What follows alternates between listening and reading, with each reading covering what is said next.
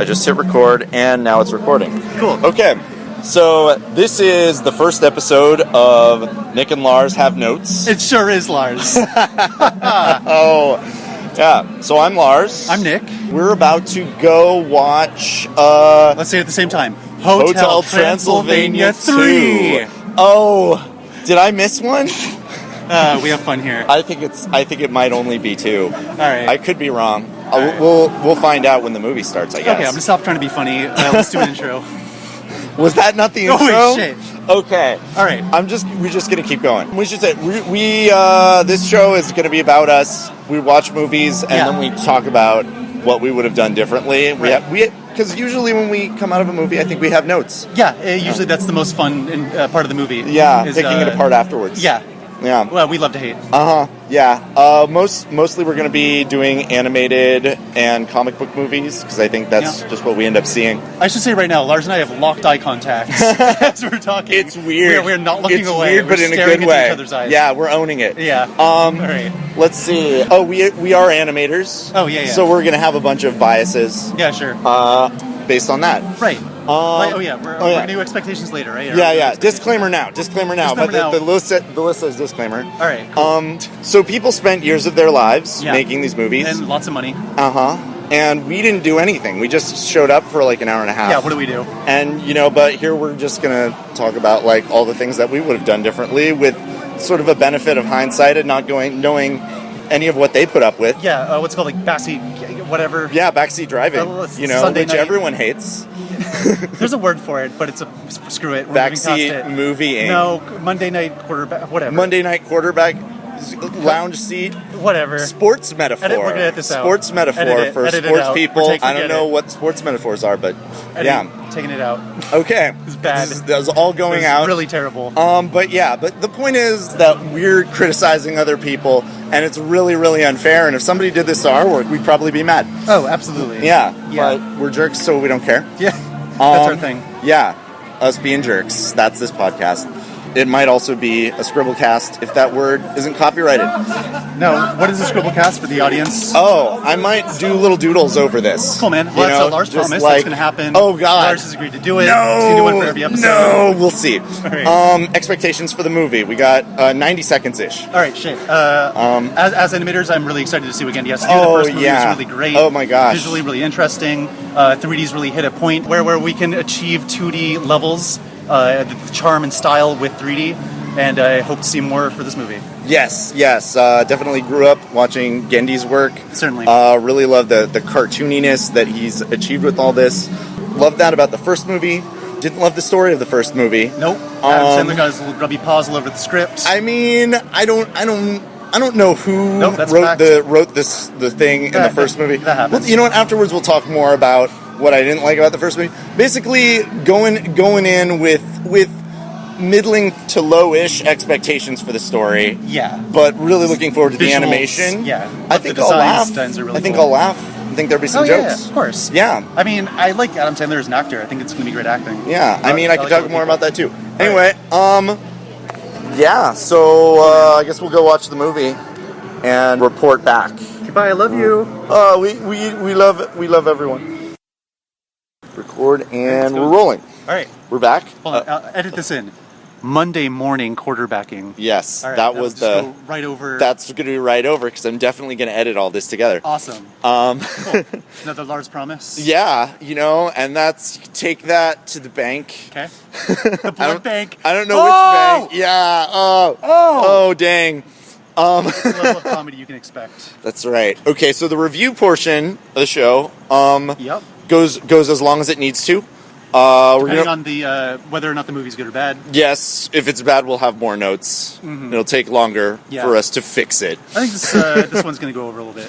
Yeah. I mean, I feel like this is going to be pretty average. I don't know. Okay. We'll see. I guess. Well, okay. And so, the first part we're going to talk about no spoilers for the first part, and then we're going to dive into the spoilers. Sure. And that'll be followed by Nick's trailer report. Oh yeah. They can make that a regular segment. It's gonna be really funny. That's a Nick promise. Oh no. Oh crap. Oh, I have to talk about trailers. All right. So what did you think of the movie overall without spoilers? All right. Well, there's a common theme in my notes, and that is why why is this happening? The jokes were fine, you know, it was really funny. There were some great moments in it, but overall, what's the point? It could have been solved by them early on going, you know, maybe he's human. Is it a metaphor for racism? Maybe. I thought so, kind of, yeah. Okay, yeah. Overall, would you recommend this movie? Like in just a general sense, what was good, what was bad? Well, our predictions were pretty dead on. in that, you know, it was really fun to look at. It was awesome. The lighting was really cool. The designs are continually good. I liked all the different monster gags. That was really great. Blob guy, a lot of mileage on him. So I enjoyed it. So overall, like, should people see this movie? Don't pay money for it. Don't pay money. Put your eyeballs on it. Yeah. Yeah. Like, okay, what? Redbox? What, is that like the that's Blockbuster thing? That's when it's like $1 and it's at the grocery store and you put like $1 in and well, why would you ever use a Redbox for anything? I don't know. If you don't have Netflix. Have you used a Redbox before? Quick I tangent. think once That's maybe. weird. Yeah, I was with friends who used them more often. Okay. So you used it because friends were doing it. Yes, like drugs. Yeah. Okay. That's the metaphor I was making. Yeah, no, which is why I do drugs. We have fun. Yeah. I would have rather seen this movie than other stuff in the theater right now, which I don't remember what it is. Yeah. Which I feel like says as much as needs to be said about what else is in the theater. I don't remember that, so therefore they're not. Low. Therefore, they're not important. I agree with you. Mm-hmm. Story, meh. I did like the story better than the first movie. I'm trying to remember what the plot of the first movie was. So in the first movie, and I'm just going to spoil it because if people wanted to know. You're not going to watch Hotel Transylvania 2 review without having seen the first one? Yeah, I should hope not. All right. Just go back to episode -30 when we did that one. Yeah. My big problem with the first one was the whole zing thing, it's like, you had a zing, and therefore that's the only person you will ever love. Right. I think that's great if you're a cartoon character in a movie. Which they were. To be fair. So it's like, okay, great. Yeah. But like for people in the real world to say like, the crush you have is the only crush you're ever going to have. Yeah, like the end of Ponyo. I think that's a really screwy thing to tell children. Yeah. Whether you're a 5-year-old fish preschooler like Ponyo, or whether you're a teenage vampire thing, in Hotel Transylvania. Like, sure. I think it's like this idea of magical forever love is a little bit silly. And then the movies are constructed around that being the only option. Yeah, it's a unlike huge the real world plot point in the first movie. Yeah. And that really irritated me. I find it offensive. Boy. Yeah, like, these are children watching these movies, and they're going to say, I zinged, now I'll give up. Like, no. Do you think there's like 7-year-olds like, I have to be with her forever? Just huge spike in the elementary school suicide rate, probably. I thought you were going to say marriage rate. No. Marriage and then loveless marriage. No, see, they're always getting married, though. It's just, they used to... Here's the thing. Kids in elementary school are always getting married? They're always getting married, and it lasts a week, Like, and then they're like, actually, no, we're done. Okay. And but now, see, which is what normal is. Which is what normal is. There's no zing. No. You zing and it lasts a week, and then you move on to third grade. Right. Yeah. Yeah. So I don't like that part, which wasn't as much in Hotel Transylvania 2. Yeah. I still enjoyed the discovery of Hotel Transylvania 1, being introduced to this place, which was like less so with Hotel Transylvania 2. It's just like, we got a hotel. Yeah. Here it is. Although, to be fair, you knew that going in. Well, yeah, but I mean, that's the flaw of any sequel. Yes. Which is just part of it. Right. It's not their fault. Yeah. I'm just saying, People hate Bioshock 2 just because it's not Bioshock 1. Still a good game. Okay, so I think... So yeah, but good animation, funny. For sure. I thought better story than the first one. Yeah. In that it didn't offend me on a personal level. Yeah, okay, so that's fair. I just didn't care, I guess. Like, but as a vehicle for gags happening, that's fine.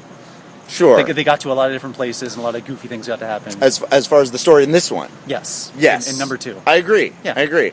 Yeah. Okay, so let's conclude spoiler-free review over there with pretty much a not bad overall general review. Sure. Sort of okay. Don't pay money for it unless you're definitely going to the movies right around this time. If it's on TV and you're just walking by it and it's on, you don't have to turn the channel off. You can watch it. Yeah. I won't judge you. If you were really curious, DVR it and watch it later, when you're eating something. Sure. Or just Gendy fan. Why not? Oh yeah, no, and the animation is so good. Yeah. Yeah. If you're an animation person, sure. Figure out a way to see this movie. Yeah. Certainly. I mean, we did. We're animation people. Yes. Yeah. We certainly are, Lars.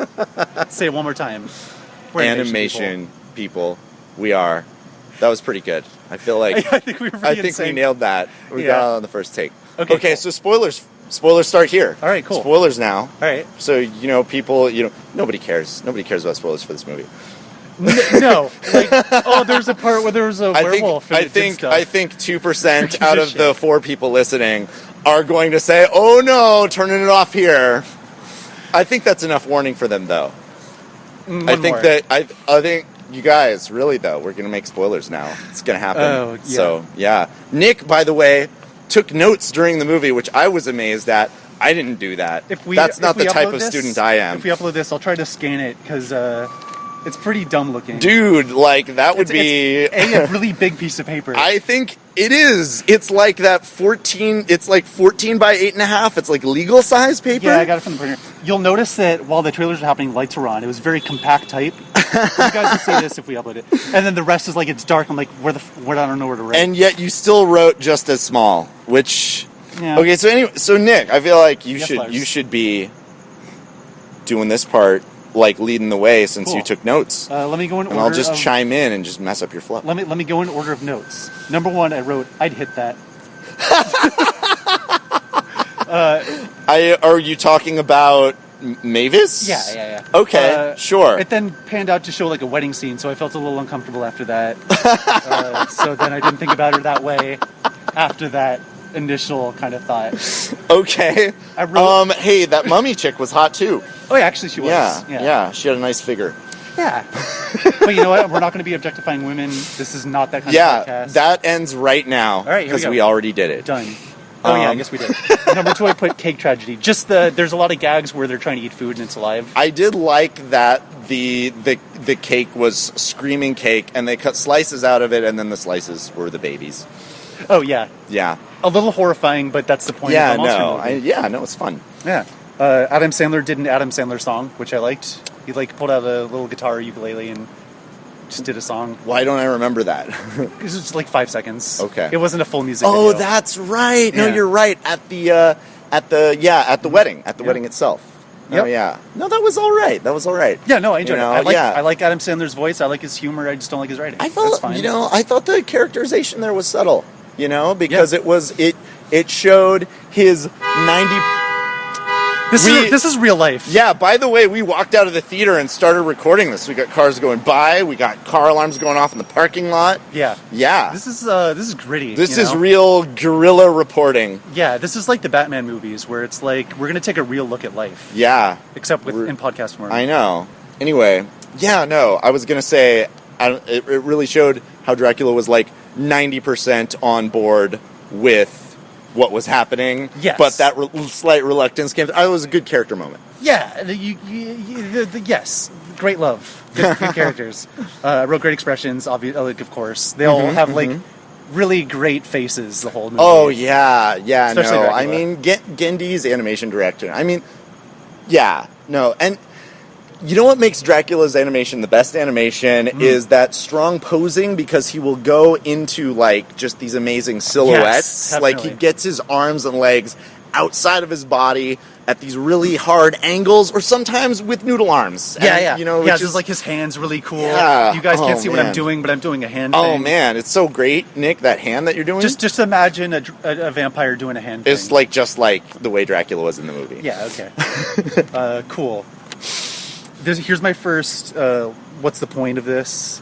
But let's not dwell on that. Oh, well, what was the point of it, though? I want to know. I want to know what you wrote. All right, well, let's... No. But I don't have an answer to it. That's the whole thing. Well, dude, but that's why we have notes. All right, here's our... Because the name of the show is Nick and Lars Have Notes. All right, cool. You know, this is about us being unfairly critical of people who put a lot of their heart into projects. So what do you think this movie was about? What do I do think that this movie was about kind of a mixed family. Ultimately, It was about, you know, human culture and monster culture coming together through a marriage, through love, having children, and then that kind of coexistence. You know, which is really the only way racism will ever end. Through mixing and acceptance. Through mixing and acceptance. Yeah. Yes. And not dwelling on when your teeth are going to come out. That's right. I don't know why does it matter? Why does it matter? It doesn't, you guys.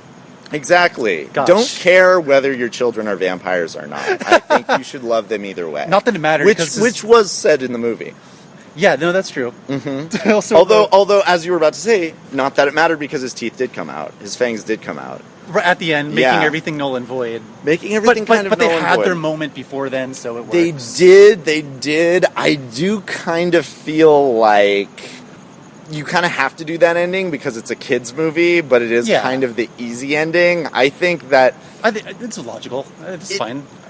I do not have notes. I feel like a movie that challenged the audience more would have Dennis really not ever get his fangs. And everybody has to deal with that, you know, which was kind of the moral of the movie, but in the end, they didn't have to because they got what they wanted anyway. Let me pitch you an ending. Okay. All right. Here's a little gag for you, Gendy, if you're listening, which I bet he is. Yeah. All right. He's one of those 4 people I mentioned earlier. So, like, one tooth comes out, and then Dracula looks at him and goes, close enough. Oh my god, laughs. dude, can I just say that I love that? Thank you. I love that. No, dude, that's way better than what I was saying. Dude, I like that. My idea was like, you know what, the whole point... You know, okay, here's the ending I was going to pitch. This is the ending I was going to pitch that I was thinking about. Lars is gesticulating wildly. Yes, I'm like, freaking up. Dracula with like no elbows. Yeah, he just did a backflip. Yep. Oh my gosh. Inside out. His organs are on the outside. Oh man, the floor is not clean here. Yeah. It's like eggs. Yeah, you can see them, you love them. So, like I was saying, it's easy for Dracula if Dennis gets his fangs. Yes. You know, that's what he wanted the whole time, and if Dennis didn't get his fangs, it would force Dracula to admit that he loves Dennis either way and to let go of that and accept that. And then when I was thinking, but wait, Johnny and Mavis just went on vacation. Uh-oh, another baby on the way. This one's a vampire. That's kind of cute. And it's a girl this time. Sure. Yeah. Setting up for number 3. Oh my gosh. Setting up for number 3. Yep. You're welcome, Sony. You can have that one. Yep. Yeah. Right to the blood bank. Right. Callback. Oh man. Callback. Great. That's not the same as repeating a joke. No, certainly not. If you say the same joke multiple times, it's a callback. So it's funny. Right. Oh my gosh. It's funnier each time. Yeah, I'd say so. Exponentially. Okay, but I like yours better, Nick. I like yours better Lars. Because, you know, in keeping with the metaphor of a mixed family, mixed race children often have the traits from either side of their family. You're not black or white. Yeah, you know, world. Hey, world. Biracial people have a right to exist. Okay, world. I'm just saying that. Controversial stance. We're going to get a lot of hate mail for this. Yeah, I know. This is controversial. I know. By the way, Barack Obama, biracial. White mom. I didn't actually know that. You didn't? No. Oh, well, it's the truth. Cool, man. Yeah, isn't that weird? But everyone's just like, oh, he's black. And it's Why like, would you he's call that black. weird? He's black and. It's weird Why to would you me. call that weird, Lars? It's weird to me that people answer the question? Have to, like, force everybody into, like, you only get to identify as one race. Right. Yeah. Okay. Which, by the way, is a racist attitude. To say that people can only be one race. Why? Because you're racist and you want things to be simple for you? Let's get back to the movie. I think so. I think I've preached enough. I feel pretty good about it. Good. I wrote, what did I write down? You let humans into your hotel, Dad, but you didn't let humans into your heart. This is my favorite line from the movie. You know, yeah, okay. Yeah. Facetiously, it is. It didn't bother me that much. It was very on the nose. It's a little forced drama. But, I mean, I felt like she did a good job of not over or understating it. Yeah. You know? Like, I believed her delivery. It didn't feel cheesy or make me groan when she said it. That's a good point. I like the acting a lot. Yeah. Just throughout the movie. I like all the actors involved. They're all really acting funny. And animation on point. Right. I thought it was really funny when they invited all the other half-monster couples from around the neighborhood. Oh, that was really cute. That was funny. I was concerned about... It's one interesting thing about this movie is that curse-based monsters, and this, I guess this has always been the case of Hotel Transylvania movies, is that curse-based monsters such as the curse of the vampire, the curse of the werewolf, they're in, and it's, you know what, it makes sense because they're keeping with a monster as race metaphor. Sure. You can't get bitten by a werewolf and turn into one. You can't get bitten by a vampire and turn into one. You know, which you know were things that I thought about. You know, during the movie, I thought, you know, you could always just bite Dennis and make him a vampire. Oh! Nope, not allowed. Not allowed, apparently. Did they say that? They never said that. And also, it occurred to me, the flower girl at the wedding, who was a little human girl, got, like, really roughhoused by a dozen little werewolf pups. I was like, I hope she doesn't, like, get hairy next full moon. I didn't even think about that. I was totally thinking about that, man. Yeah. Because, you know, rules of cartoon stuff in fiction is totally important and real. I think it's a good point that you have to be born a vampire, but weird that they didn't even really talk about the biting thing, because that actually seems obvious now that you said it. Right. Because that's traditionally how vampires convert people. It's not like they have sex with women and then the women have vampire babies and they're like, I did it! Right. Although apparently that would work in this world. Right. Yeah. Yeah. So he throws birdseed on him. Is that a Right. reference to something? Is that like a you know monster what? movie thing? No. He's just, okay, he used his hypnotism Right. and froze Johnny in place and then covered him in birdseed so that a bunch of ravens would peck at him because he's irritated with Johnny and he has the power to do so, which, by the way, can I point out, is a continuity error as far as I know, because in the first movie, wasn't Johnny wearing contact lenses that made him immune to Dracula's hypnotism? And he got lasered. Yeah, you know, so, and I mean, I think there was another continuity error. If I think of it later, I'll mention it. Okay. I just brought it up because it was very specific with ravens. It was strange, but I don't know. I just kind of, I thought it was just a random thing. Yeah. You know? I enjoyed the Bigfoot soccer thing. That was funny. Gags on point. Yeah, definitely. Yeah. I wrote Jew grandfather. Okay, so you know what? I think it's worth mentioning. You know, just not as any kind of a judgment, but I do think it's interesting how you know as monster stories are an extension of the public zeitgeist of the culture that they arise from, how Dracula and vampire tales do pull a lot from anti-Semitism from a century ago. And isn't it interesting how here, in the modern day, we have comedians who happen to be Jewish playing old school vampires and kind of like taking that thing and taking it back. Yeah, and really there are like a lot of sort of, I feel like there are moments in the movie that are almost references to that. I didn't pick up on that, but now that you mention it, that's a good observation. Thank you. Yeah. Yeah, so I don't know. I mean, I think it's kind of cool, and it really puts like a weird, almost real world-ish thing on the metaphor of the movie. Yeah. I'm down. Okay, another note. Okay. This is a big one. I don't know why I didn't say it before. A big note? Yeah, well, not notes. Because we do have notes. Well, it's a note that it's not a bad note. Well, it sort of is. Okay. It's the movie. Hey, notes are notes. Adam Sandler decided that smartphones are really, really funny. And so every 5 minutes they'll have a smartphone joke. There's a lot of that. Yeah. Now we're doing FaceTime. Now we can't press the buttons. They're always pulling out a phone doing something. Okay. In juxtaposition to them being monsters, which is funny a few times, but they do it a lot. No, I mean, it didn't bother me that much. Okay. I actually did find it really funny when Dracula, like, couldn't realize that something to do with touchscreen technology is sensing heat. Yeah. You know, and he's using his claw, you know, just like if you hit it with your fingernail, it doesn't do anything, exactly. and he's got a freaking claw that's like an Right. inch long. Although, really, would it even work if he used the pad of his finger because he's, you know, Right. dead and he doesn't have body heat? Which point, why have a smartphone? Yeah, you know, it's kind of interesting, Yeah. you know, with the Bluetooth.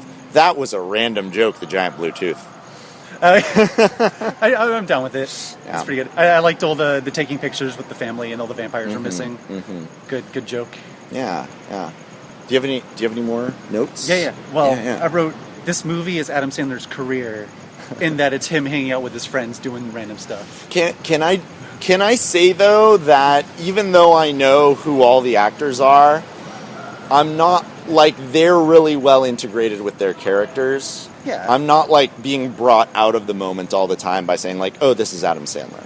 I think it's more because they built the monsters around the actors. Yeah. It's like, oh, sure, that guy fits. Right. Okay, I have a note. Sure, what do you got? I felt like okay, so for one thing, Vlad is hanging out with all of these man-bats. Right. As in, like Batman the Animated Series pilot episode, it's a human-sized bat monster. Yes. What the hell are those? They're Batman. They're Batmen, as opposed to vampires, because Vlad, Dracula, Mavis, and now Dennis are vampires. Those were different. Those were not men with bat abilities. Those were large man-sized bats. Right. Were those meant to be vampires? They never said anything about that. I didn't even really think about it. I just went, there's another bat-themed monster hanging Yeah, around. but I mean, they're related to vampires in some way because he's hanging out with like 100 of them. Yes. And they've got an even more deep-seated hatred of humans. Right. You know, I would have liked some. You know, I would have been fine with like a one-line explain away. Yeah. You know, Here's what you are. Yeah, just a throwaway thing. You know, say like, give the line to Adam Sandler.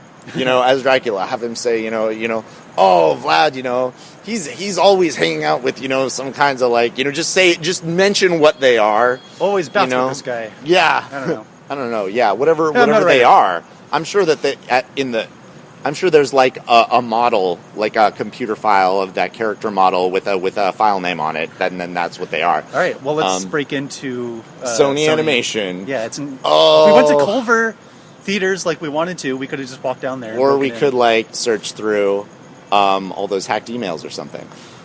Topical. Okay, one other thing. Okay, I have another note. Unless you want to do one. No, go. Okay. I felt like the final battle, kind of low stakes. Ha! It was, wasn't it? It sure was. Yeah.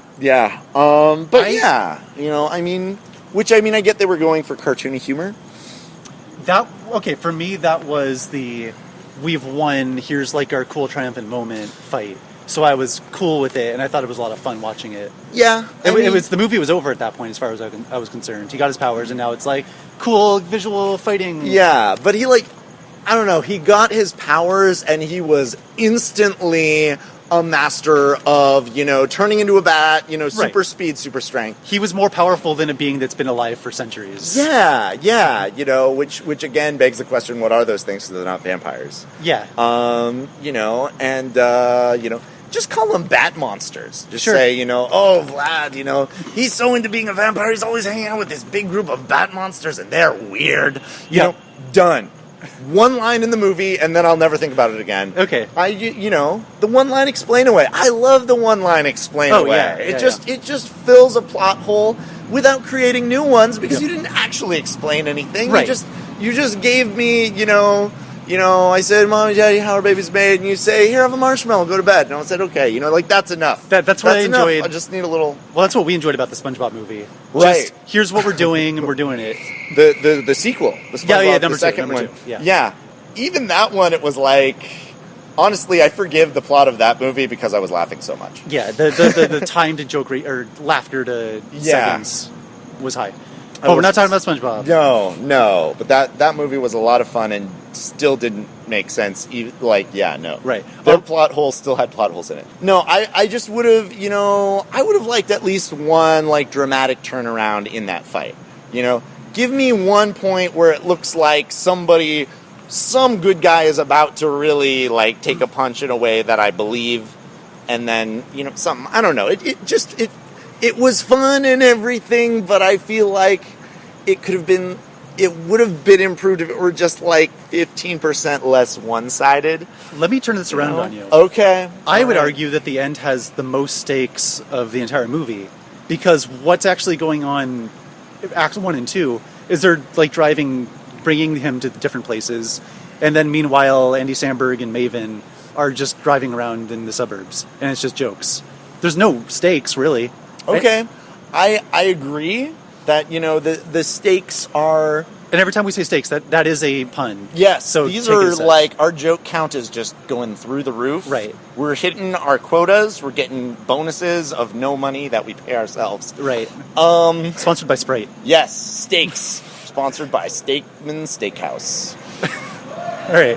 I'll go in the Squiggle Vision thing. Yeah, All right, Lars guarantee. Yeah, I'll draw a box and write steak on it. Cool. All right. Sorry for... Steakman Steak Box.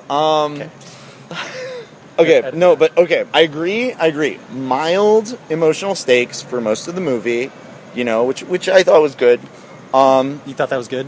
Yeah, because that's what it was about. It was about gags. It was about building the world. It was about building the relationships. Fair enough. But then, here's my pitch. What do you got? Dennis becomes a vampire. Oh. Half vampire, half vampire. He's got one fang. Got one fang. At the point that it did in the movie. Okay. He gets one fang. Cool. And then they, she's like, you got one fang. He's like, well, I'm half vampire. And to drive that point home. Yep. Eat this metaphor.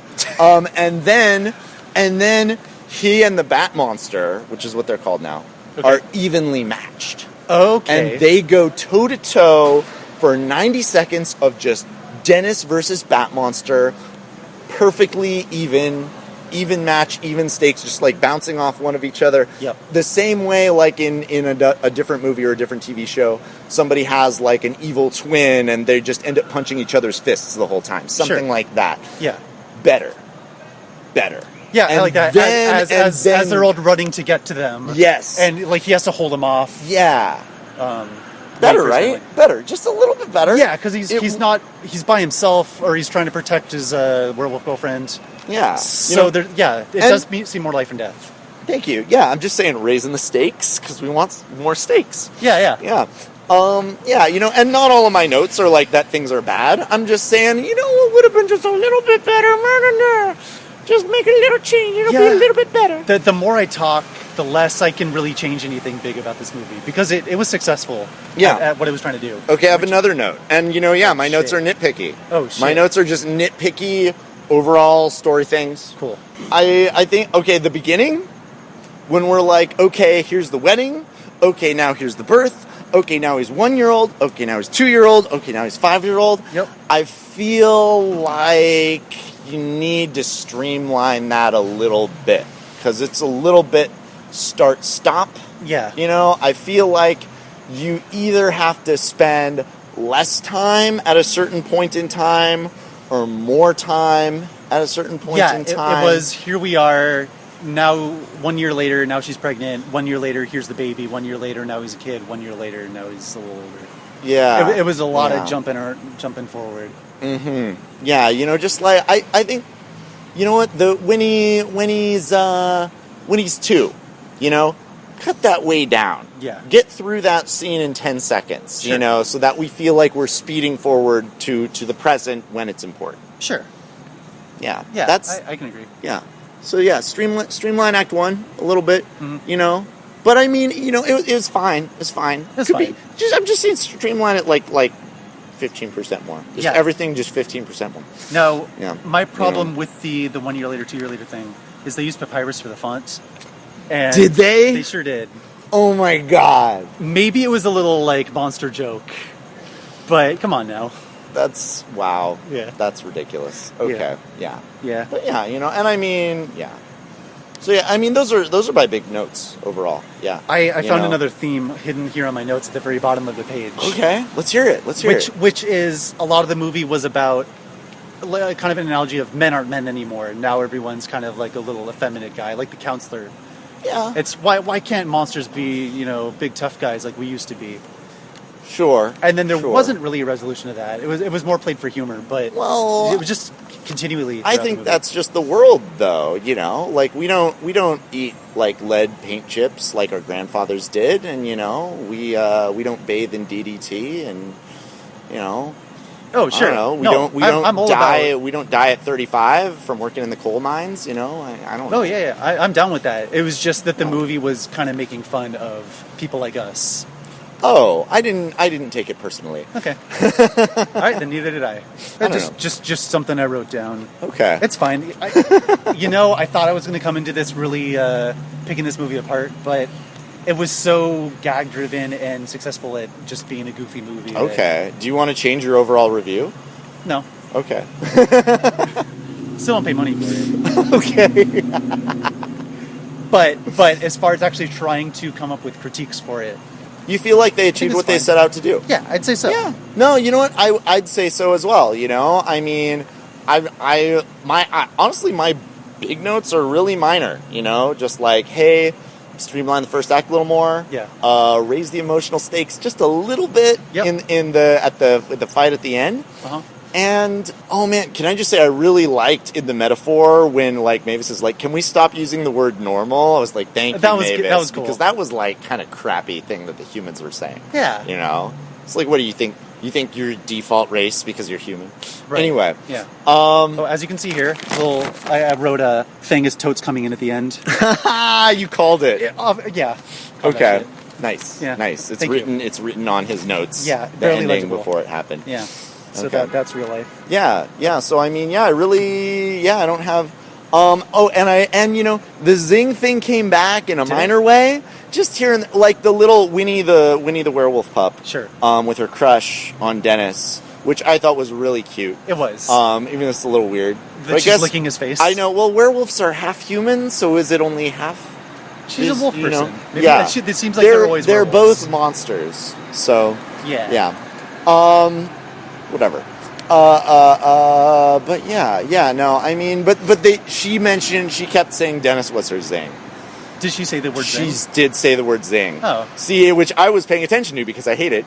Okay. But she said it like 3 different times. And then Dennis said, "We're just friends." What do you do then? What do you do if you're friend zoned by your Zing? Hotel Transylvania 3. Yeah, Winnie's friend zone. And it's just the whole time is just her being really mad. Oh, God. The whole movie is a metaphor for men's rights activists. And then at the end of the movie, they say, "You know what? Zings are stupid. We should have never said that, and we'd like to apologize to America." Yeah, and they destroy all copies of Hotel Transylvania 1. I love it. There we go. That's Hotel Transylvania 3, since they didn't go with the vampire daughter. Sure. Or reboot. Right. Reboot. Just a reboot of the whole thing. Yeah. It's live action this time. Yep, Spider-Man's in it. And the cast of Twilight. Why not? Throw him in there. I wrote down, of course, there's a dance scene. Yes. Well, of course there is. Which I liked. I really liked liked the it. animation. I really enjoyed it. Yeah, no. God, they move so well. The Mummy, man. I love his animation. It's so cool. It's just definitely. It's so good. Those silhouettes. Yes. His eyes move to the side of his head. Like, he's like a flat character working to be, like, 3D. We sure did choose a visual movie to try to describe we did, over a podcast. We really like it. Yeah. We'll describe a Wes Anderson movie next. Speaking of, the shot is symmetrical. This shot is also symmetrical. Yes, indeed. I wrote down Moonrise Kingdom when the two kids were together in the treehouse. Okay, yeah. Okay, so now we've come to the end of it. You know, those are the notes I have. You know, my notes are remove any mentions of Zing. Tighter first act, slightly higher emotional stakes at the end. But overall, I feel like they achieved what they set out to achieve. Yeah. Do you have any? I guess my notes are make the whole thing a dance scene. Otherwise, no. Okay. 5 bags of popcorn, 10 out of 10. All right. So those are Nick and Lars' notes. Yep. Actually, Nick, give it a score out of 10 for real. Score out of 10 for real. You know what? The thing is, if I can't improve on the movie, if I can't think of obvious ways to improve on. Okay, one more thing before I give. Before. I'm just gonna put an R rating on it, so I don't have to edit it. Well, that's more because it's gonna clip. All right. I'll check that part. You don't have to. Who cares? I won't. Screw you, audience. I won't. So one thing I wanted to mention is that I had heard, through we won't mention any specific places, but I had heard that there was a little bit of tug of war over certain aspects of the story in this movie. That Genndy, the director, was having a little bit of a tug of war with Adam Sandler and his crew about certain story points. I would imagine it's just something that Genndy mentioned in a couple of interviews that they had a better movie made. They butted heads over certain points, but I would love to see what the movie was with and without notes. I would too, but that being said, I thought that maybe when I was watching the movie there would be parts where I said, "Oh, that is clearly something dumb that got added." Through certain notes, or that was like a really, things like that, and of course, I immediately took Genndy's side because he's the animation person, even though I didn't even know what the specific story points were. And the thing, I guess what I'm getting at is that while I was watching the movie, I wasn't aware. It didn't appear as some broken thing that people were fighting over the story. The story seemed cohesive. I couldn't tell that there had been any friction over this story. I think that's a fair point. It did seem pretty cogent. It was all together. Nothing. It wasn't like Genndy wrote his own story and Adam Sandler wrote his own and they smashed it together. Yeah. I think it works. It didn't feel like there were broken pieces that were just crammed in places. Yeah. But I feel like it speaks more to Genndy's genius because Adam Sandler wrote Pixels. And that's the end of my argument. Yeah, and I get, I didn't see Pixels and I don't plan on it. No, why would you ever want to see that? Right. Okay. But I guess by reputation only, one would pick one side over another. But it didn't come through in the movie. None of this conflict came through in this movie. All right, 10 out of 10. I've got notes. I've got those notes. But here's the thing. I think you really need to consider what a movie is going for. Okay. If did the movie achieve what it set out to achieve, and I feel like sure it really did. I feel like I gotta give this like 8.5. Oh, sorry. Because again, that's pretty high. It is. But here's the thing: all of my notes are like, I just want 15% more, 15% more, and 15% more would bring an 8.5 to 100. And beyond that, if I don't. Here's the thing, if I don't have any constructive criticism to give a movie, then I have to give that movie a 10. Here's my take. It's 11 o'clock on a Wednesday. I'm not going to be that smart enough to deconstruct a movie and come up with an answer. Just trying to be an ethical reviewer. But just sitting there, it wasn't entirely satisfied. Okay. That said, 10 out of 10, I loved it. No problems. The end of the podcast. No, wait. All right, 6 out of 10. That's my real answer. I was going to say Nick. What? What about Nick's trailer report? Oh! Okay, so there's some trailers that played before this movie. Nick was taking notes even during the trailers, and I was like, wow, I'm so lazy compared to Nick. This segment is going to be sweeping the nation. This is going to be on all your YouTubes. People are going to be sharing this around. It's super going to be really funny. Nick's trailer report. What was the first trailer that played? Because all I wrote down was, what the fuck is this shit? Oh, Norm of the North. And then I wrote down, what is this, 1997? Okay, so we were making fun of Norm in the North because it sounds like Charlie Sheen. And it just seems like a slightly better animated food fight to me.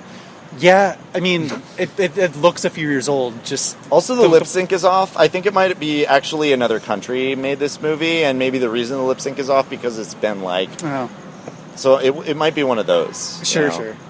Where it's like, I would almost rather watch it subtitled because everything's just going to be so off with these weird American performances. Like, Americans, we're bad at dubbing. We're bad at dubbing. Yes.